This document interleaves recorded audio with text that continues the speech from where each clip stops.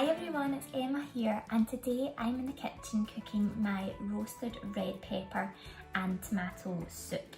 So we've got some lovely fresh ingredients, some peppers, some gorgeous fine tomatoes, some herbamare is going in there.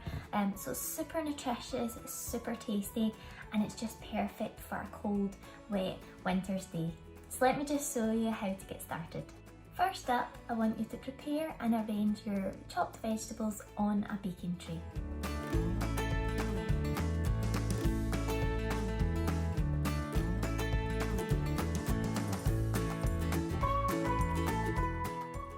Next, drizzle your vegetables with your extra virgin olive oil and season with herbamare and your dried herbs.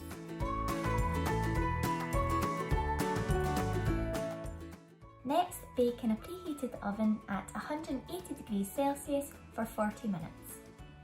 Remove your vegetables from the oven, discard any tomato stalks, and add into a pot where you can then add your bouillon or stock. Blitz until smooth, garnish and serve.